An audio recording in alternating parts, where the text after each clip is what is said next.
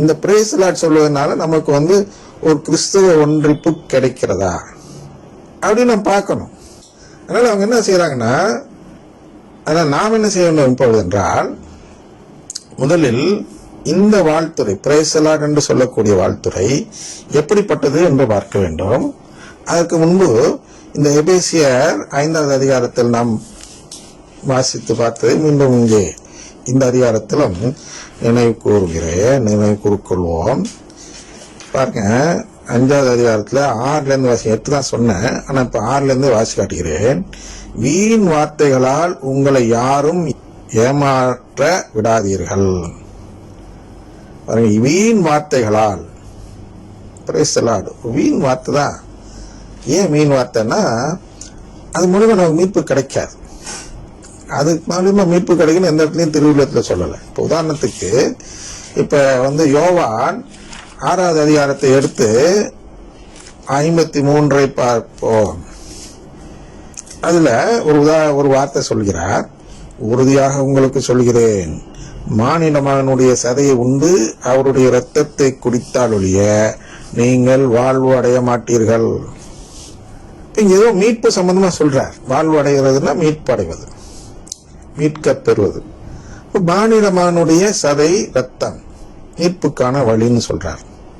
அப்ப அவங்க எல்லாம் உருவகம்னு சொல்லுவாங்க. நீங்க உருவகமா எடுத்துடக்கூடாதுங்கிறதுக்காக தான் அவர் என்ன சொல்றாருன்னா, உண்மையிலும் உண்மையாக, அதை மொழிபெயர்க்கும் உறுதியாகன்னு சொல்லிட்டாங்க. சரியா? உண்மையிலும் உண்மை என்னன்னா, பல இடங்களில் மறைபொருளாகவே எல்லாத்தையும் பேசி வந்தார் இயேசு. மறைபொருளாகவே இயேசு பேசி வந்த போது சில இடங்களில் மறைபொருள் இல்லாமல் பேசுகிறார் இயேசு. அது மாதிரி எப்பெல்லாம் மறைபொருள் இல்லாமல் பேசுகிறாரோ அப்பெல்லாம் அந்த வார்த்தையை சொல்லுவார், உண்மையிலும் உண்மையாக அப்படின்னு சொல்லுவார் அல்லவா? அதுதான் இவங்க என்ன பண்ணுவாங்கன்னா, உருவகம் என்று சொல்லி விடுவார்கள். இந்த உண்மையும் உண்மையாக இருக்க உருவகம், மற்ற எல்லாம் உருவகம் இல்லாமல் பேசுகிறான்னு சொல்லி அவர்கள் ஒரு வசனத்தை காட்டுவார்கள். மத்தேயு நற்செய்தி 10வது அதிகாரம் 26 பார்த்தா அவர் ஒரு விஷயம் சொல்றார். ஏனெனில் வெளிப்படாதவாறு மூடப்பட்டிருப்பது ஒன்றுமில்லை, அறிய முடியாதவாறு மறைந்து இருப்பதும் ஒன்றுமில்லை. இந்த வசனத்தை அவர் சொல்றார்.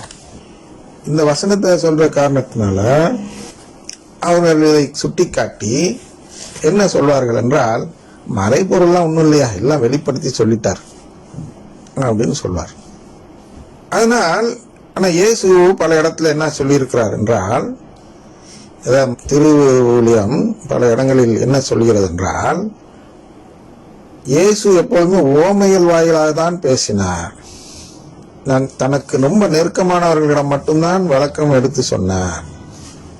அதை பார்க்கிறோம் இல்லையா? உதாரணத்திற்கு இப்ப மார்க் 4:10 வாசி காட்டுகிறேன். அவர் தனிமையான இடத்தில் இருந்தபோது அவரை சூழ்ந்து இருந்தவர்கள் 12 சேர்ந்து கொண்டு உவமைகளை பற்றி அவர்களிடம் கேட்டார்கள். இவர்கள்லாம் அதற்கு இயேசு அவர்களிடம், இறையாட்சியின் மறைபொருளை அறிய உங்களுக்கு கொடுத்து வைத்திருக்கிறது, புறம்பே இருக்கிறவர்களுக்கோ எல்லாம் உவமைகளாகவே இருக்கின்றன. அப்ப என்ன செய்கிறார்கள் என்றால், மறைபொருள்னு ஒன்றும் இல்லை, அதெல்லாம் வெளிப்படுத்திட்டாரு. 10:26 பார்த்தோம் இல்லையா? அதுபடி சொல்வார். அப்ப இதுல என்ன சொல்றாரு, எல்லாமே ஓமைகளாக தான் இருக்கு. அவர்கிட்ட நெருக்கமானவர்களுக்கு மட்டும்தான் சொல்லுவார், புறம்பே இருக்கிறவங்களும் புரிஞ்சிடக்கூடாதுன்னு அவர் மறைத்து வைத்திருக்கிறார். அப்ப வீண் வார்த்தைகளால் உங்களை யாரும் ஏமாற்ற விடாதீர்கள். அப்ப வீண் வார்த்தை என்ன? நிறைய பைபிள் வசனங்கள் இருக்கிறது, இறை வார்த்தை. அதுல அவர்கள் காட்டக்கூடிய மேற்கோள்கள் எல்லாம் வீண் வார்த்தை. அதுல மீட்புக்கு வழி சொல்லாது, சம்பாதிக்கிறதுக்கு வழி சொல்லும், ஊனியல்பு நாட்டத்தை அடைவதற்கு வழி சொல்லும். உதாரணத்திற்கு, என் கிருபை உனக்கு போதும் அப்படின்னு எல்லாம் ஸ்டிக்கர்லாம் பார்க்கலாம். ஏன் எல்லாம் ஸ்டிக்கர் எடுத்து ஒட்டிருக்காங்க பார்த்தாலும்? எதுக்கு போதும்? சம்பாதிக்கிறதுக்கு, ஆசிரியர் நல்லா வாழ்றதுக்கு என் கிருபை இருந்தாலே போதும்னு அவன் நினைச்சிட்டு ஒட்டுறான். ஆனா ஏன் சொல்லியிருக்கு? மீட்பு பெற என் கிருபை உனக்கு போதும். நான் கிருபை காட்டினா போதியா, நீ வேற யாரும் பாடுபடலாம் வேண்டாம். நீ வந்து பாவம் செய்யாமல் இருக்கணும், அது பண்ணாமல் இருக்கணும், இந்த 95 தீசிஸ் எழுதினாரல்வா, அதெல்லாம் ஒன்றும் கிடையாது. என்னுடைய கிருபை, என்னுடைய இஷ்டம், என்னுடைய விருப்பம் இருந்தால் போதும், உன்னை நான் மீட்டுருவேன் அப்படின்னு ஒரு வழி வந்து சொல்றார். அப்ப பிரேஸ் தி லார்ட் அதுக்கு உதவுமா? எந்த விதத்தில் மீட்பு பெற அது உதவும்? அதை பார்க்க வேண்டும். அதுக்கு உதவாதெல்லாம் வீண் வார்த்தைகள்.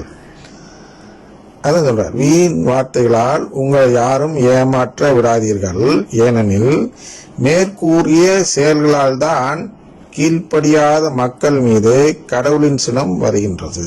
அதனால கீழ்ப்படியாத மக்கள், மேற்கூறிய அதெல்லாம், அதுதான் அந்த இதெல்லாம் வந்து ஊனியல்பு நாட்டத்தை சொல்கிறார். சிலை வழிபாடு, பேராசை, அது மாதிரி ஒழுக்கக்கேடாக நடப்போர், இப்படியெல்லாம் வரிசையா சொல்கிறார். சரியா?